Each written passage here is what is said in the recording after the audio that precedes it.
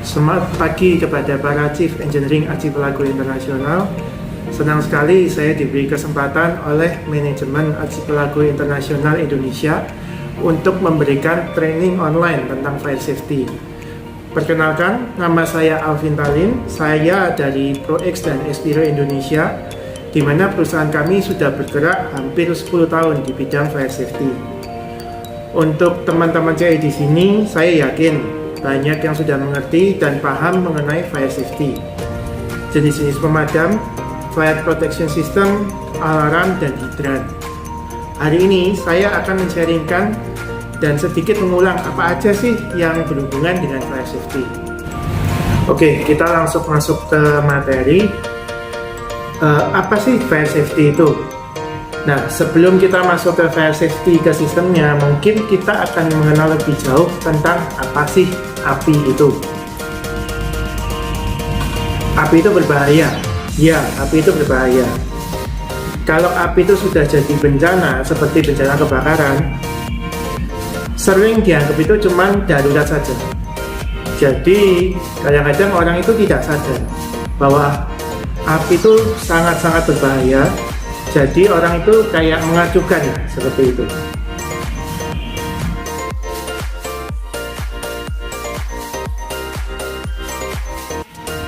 Nah, kalau sudah terjadi bencana kebakaran, apakah nyawa bisa diselamatkan?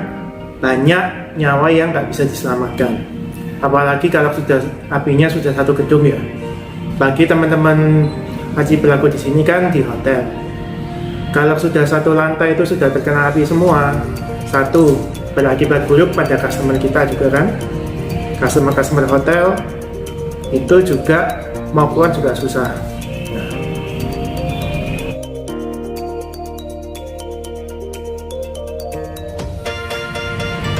Miliki persepsi yang tepat terhadap api.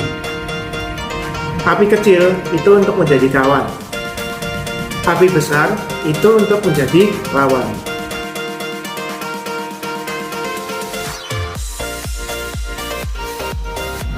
Tindakan yang paling penting untuk menghadapi api, satu, itu adalah tenang. Jangan sampai, apa ya istilahnya ya, jangan sampai buru-buru, kaget, panik, dan segala macamnya, jangan. Saya sarankan untuk tetap tenang. Yang kedua, segera bertindak. Saya yakin teman-teman saya di sini pasti tabung pemadam pasti banyak yang sudah mengenal. Langsung ambil tabung pemadam, langsung cepat bertindak.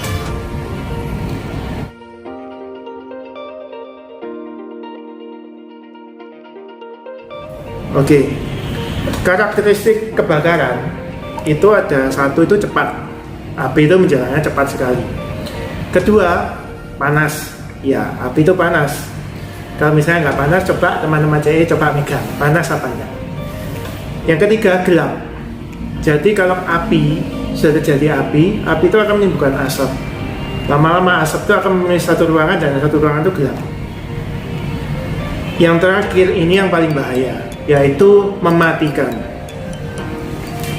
Begitu kita menghirup asapnya aja, kita bisa pingsan, kita bisa mati, kekurangan oksigen.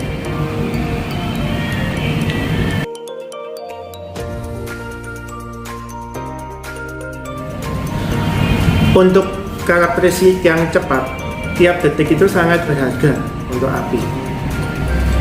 30 detik, itu api sudah mulai tak terkendali. 1 menit, sudah banyak asap memenuhi ruangan. Apalagi sudah 4 menit, 5 menit, kita sudah susah untuk mengendalikan api.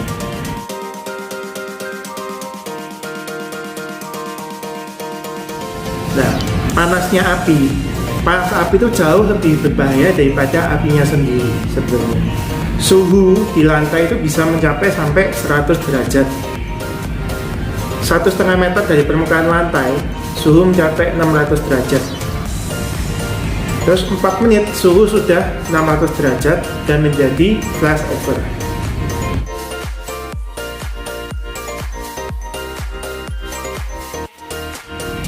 Nah, gelap.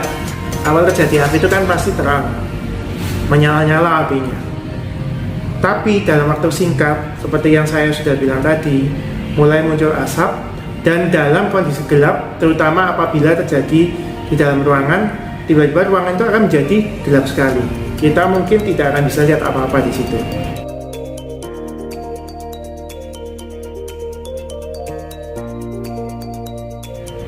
Nah, ini yang terakhir, mematikan. Gas beracun dari api itu sendiri itu yang mematikan, sehingga kita membutuhkan oksigen untuk bernafas. Kalau kita nggak dapat oksigen, sama aja dengan kita ya matilah.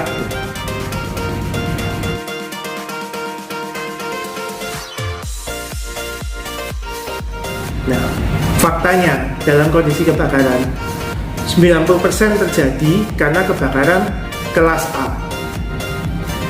Kebakaran kelas A ini apa aja sih? Kebakaran kelas A ini kebakaran terhadap materi.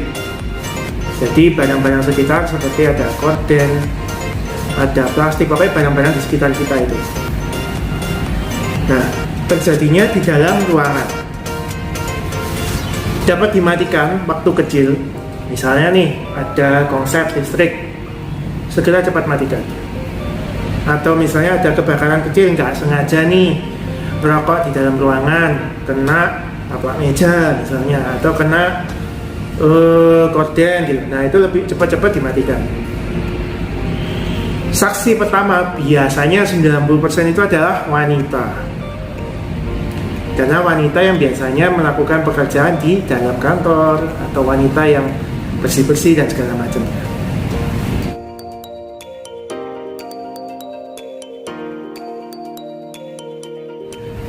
Nah, saya akan menjelaskan sedikit gimana sih api itu bisa terjadi.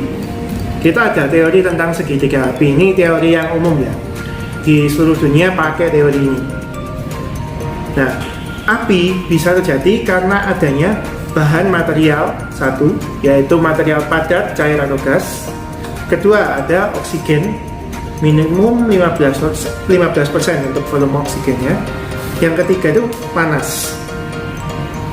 Panasnya apa sih? Dari energi listrik alam itu panas. Nah, dari ketiga komponen ini, kalau jadi satu, dia akan menimbulkan api. Seperti itu.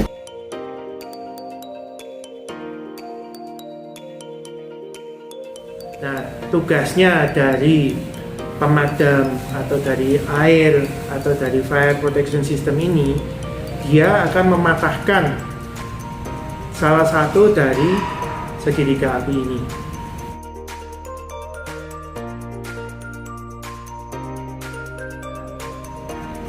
Kebakaran itu dibagi 5 jenis. Yang pertama adalah kebakaran kelas A. Kebakaran kelas A ini adalah kebakaran dari benda padat non-logam, ya, seperti kayu, atau seperti kain, nah, seperti itu. Plastik itu kebakaran kelas A. Kebakaran kelas B itu adalah kebakaran dari bahan-bahan kimia cair seperti thinner, solvent, seperti itu. Kebakaran kelas C adalah kebakaran dari kelistrikan, konslet listrik dari panel, stop kontak, seperti itu. Kebakaran kelas D adalah kebakaran yang terjadi pada bahan padat logam seperti besi, aluminium. Yang terakhir adalah kebakaran kelas K, yaitu kebakaran yang terjadi karena ada rerumputan, semak, dan minyak jenuh.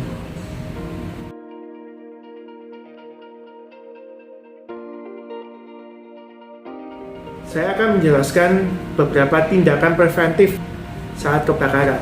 Ada 3 cara yang bisa kita lakukan. Yang pertama itu pemadaman sederhana.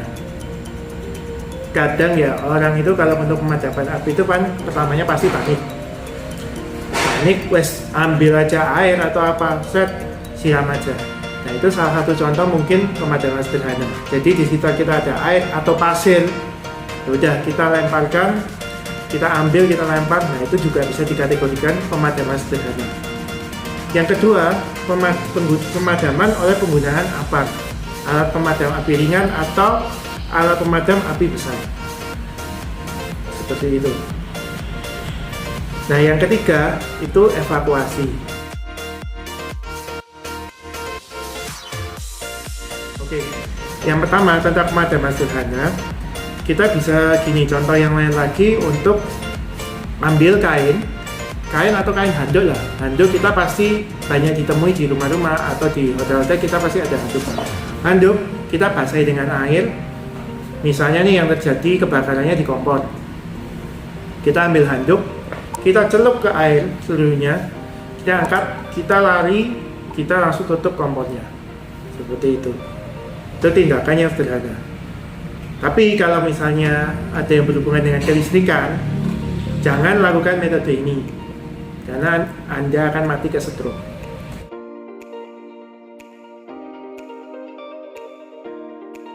Oke, yang kedua saya akan bicara tentang alat pemadam. Alat pemadam ini ada macam-macam. Ada 5 jenis alat pemadam. Yang pertama itu air. Air banyak kita temui di mana-mana. Yang kedua itu powder, yang ketiga itu CO2, yang keempat foam, yang kelima itu liquid gas. Halon, non halon, CF21 itu masuk di dalam liquid gas. Oke, saya akan jelaskan satu persatu sih. Apa sih macam-macam alat pemadam ini? Kita mulai dari air. Nah, air itu bisa memadamkan untuk jenis kebakaran kelas api A untuk material. Nah, jeleknya kalau air ini dia tidak bisa digunakan untuk kelistrikan. Kenapa? Karena korslet. Air ini metodenya adalah pemadaman dengan metode pendinginan. Biasanya air ini banyak digunakan oleh PMK atau hidrat. Nah, air sendiri dianjurkan untuk menggunakan air ini di luar ruangan, bukan di dalam ruangan. Nah, jeleknya, kekurangannya nih, kalau misalnya air, dia bisa membuat rusak. Karena air biasanya dalam tekanan yang besar, dia bisa membuat rusak barang-barang yang kebakaran atau menimbulkan kayak flek-flek di tembok atau apa. Atau misalnya terkena kertas juga, kertasnya juga tidak akan bisa kembali seperti semula. Seperti itu. Kita masuk ke dry chemical powder. Apa sih dry chemical powder ini? Paling gampang bentuknya tuh kayak tepung. Dan powder ini dia banyak beredar di masyarakat. Standarnya orang-orang pasti tahu apa sih powder ini. Powder biasanya tulisannya kan multipurpose. Biasanya digunakan untuk memadamkan semua jenis api. Tapi paling efektif itu untuk api kelas A, yaitu untuk material. Dia sistemnya itu mengcoating materialnya. Untuk maintenance-nya, powder ini harus di-maintenance setiap 1 tahun sekali. 2 tahun bisa, tapi nanti akan terjadi penurunan kualitas. Powder dapat digunakan untuk ruangan terbuka dan tertutup. Kita lanjut ke foam. Foam itu bentuknya kayak busa, semacam busa itu. Nah, bahan dasar dia itu cair dan biasanya digunakan untuk kelas api B. Pemadamnya itu dengan metode coating dan cooling. Seperti itu. Nah, saya akan lanjut ke CO2. CO2 ini dia bentuknya gas CO2, paling efektif untuk kelas api C, kelistrikan. Dia tidak menyebabkan korslet karena dia gas.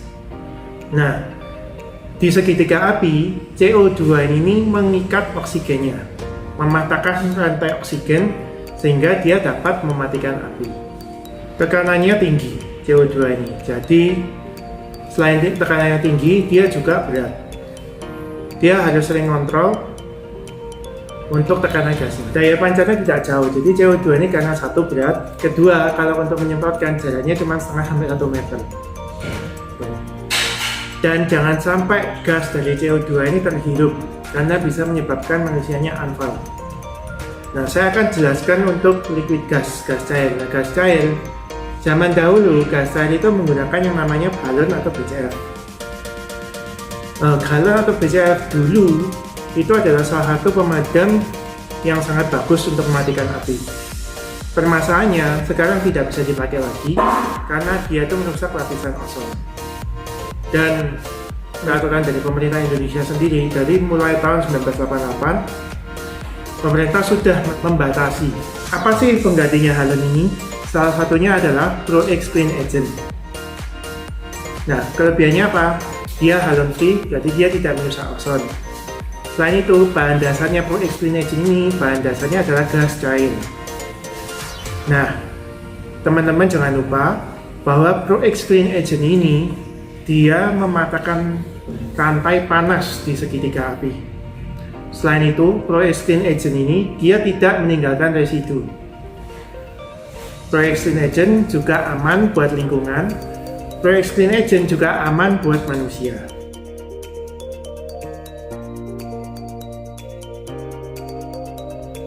Gimana sih cara-cara teknik penggunaan APAR? Pertama, jangan panik. Setelah jangan panik, kedua, carilah APAR terdekat. Setelah itu, setelah menemukan APAR-nya, keluarkan APAR dari tempatnya, cabut pin pengaman di handle, cabut selang dan arahkan selang ke sumber api. Setelah itu, tekan handle sampai medianya itu keluar. Sapukan ke sumber api sampai api padam. Saya yakin dari teman-teman CE juga sudah banyak mengerti lah tentang teknik penggunaan APAR.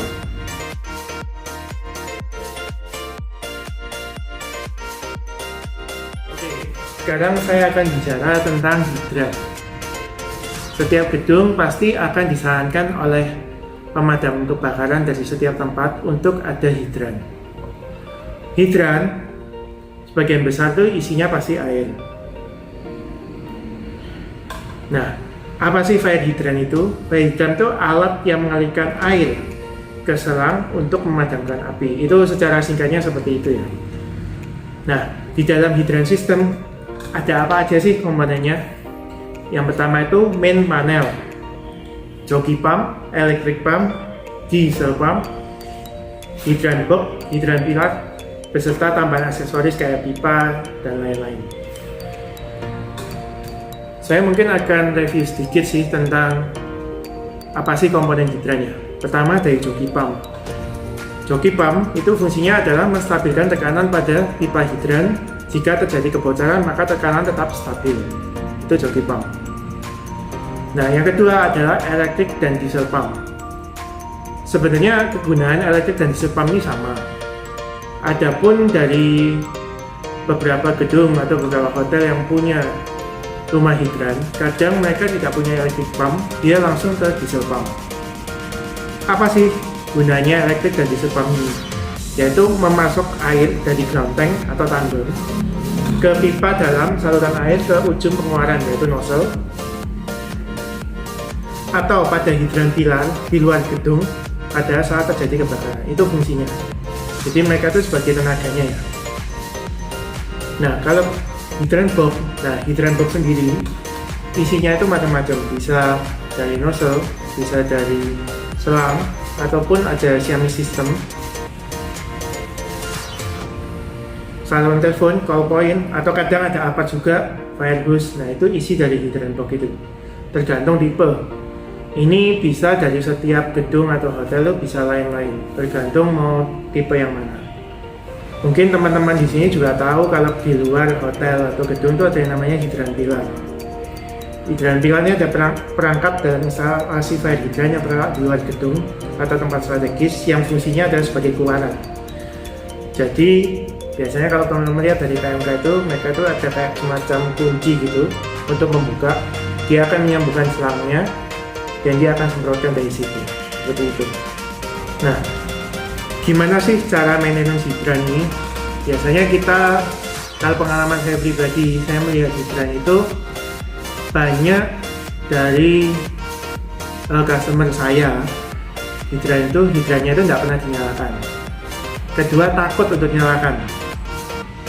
Oke, permasalahannya kenapa sih kalau nggak dinyalakan? Takut. Nah, saya ajarkan gimana sih cara maintenance hidran. Kalau misalnya teman-teman di sini punya hidran, biasanya setiap 1 tahun sekali kan kalau hotel-hotelnya kan ada training fire safety. Nah, di situ hidrannya juga dinyalakan. Biasanya seperti itu. Nah, di saat hidran dijalankan, pengecekan bisa dilakukan dengan cara 1. Melihat joki pumpnya itu apakah tekanannya stabil apa enggak. Kedua, electric pump atau diesel pump apakah berfungsi sebagaimana mestinya. Misalnya nih, diesel pump apakah akinya tetap bisa bekerja seperti biasa apa tidak.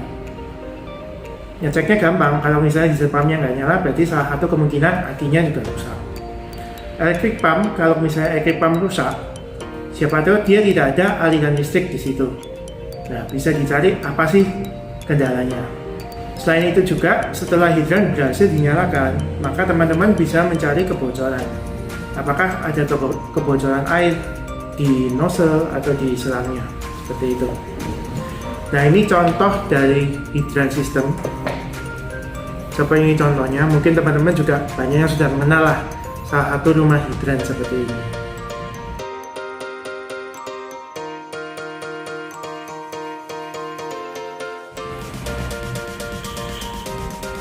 Oke, selanjutnya saya akan jelaskan tentang fire protection system.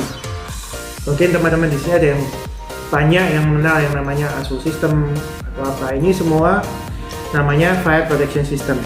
Apa sih fire protection system itu? Fire protection system adalah pendeteksi awal jadinya kebakaran secara manual atau otomatis untuk menekan atau meminimalkan terjadinya api. Komponen-komponen dari fire protection system itu adalah fire alarm system, fire suppression system, atau ada yang namanya HTPE atau solenoid system. Nah, saya akan jelaskan tentang fire alarm terlebih dahulu. Apa sih fire alarm ini? Komponen fire alarm itu biasanya kalau gampangannya nih dari teman-teman kalau terjadinya kebakaran itu ada yang bunyi-bunyi, nah itu fire alarm.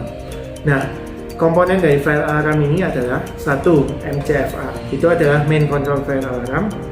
Kedua, heat atau smoke detector, di mana heat atau smoke detector ini adalah semacam sensor yang mendeteksi adanya api pertama kali.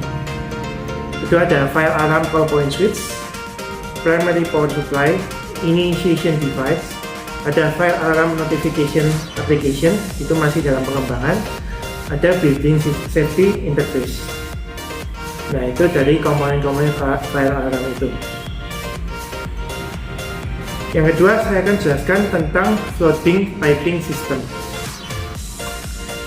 Komponen-komponen yang terdapat di floating piping system ini adalah pipa backsteel atau pipa stainless, tabung liquid gas (GOEX), atau mungkin ada juga permintaan tabung yang tambahan tabung nitrogen, sprinkle dan nozzle.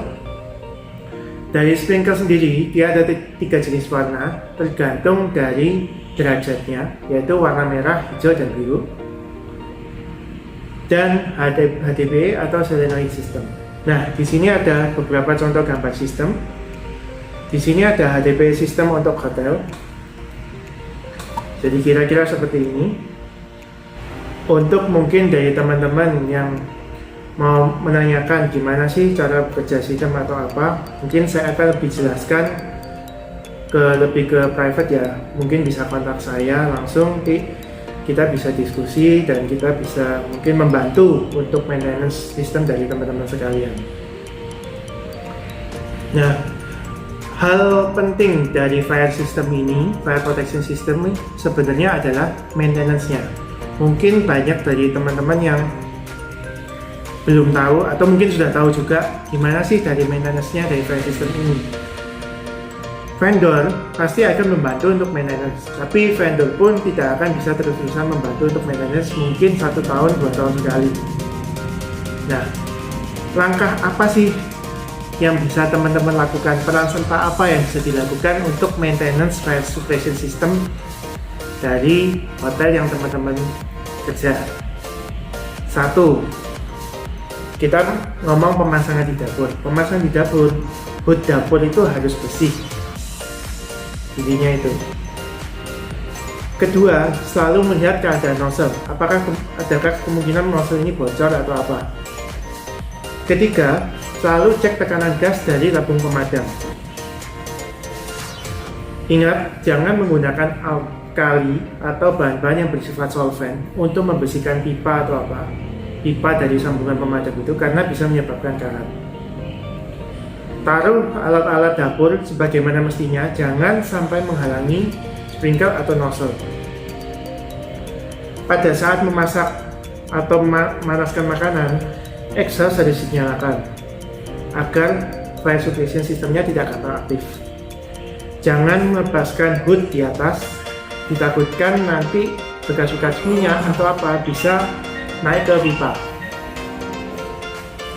Nah, fungsi dari vendor sendiri, vendor itu akan setiap 12 tahun dia akan mengecek fire suppression-nya, terutama pada tabung nitrogennya dan tabung liquid gasnya. Mereka itu akan membuka, entah akan diisi ulang atau kalau misalnya masih bisa, dia akan pasang lagi seperti biasanya. Begitu. Itu ada tugas vendor, bukan tugas teman-teman. Ingat, jangan pernah memadamkan api jika tidak mempunyai peralatan api yang memadai. Kedua, api menjalar terlalu besar.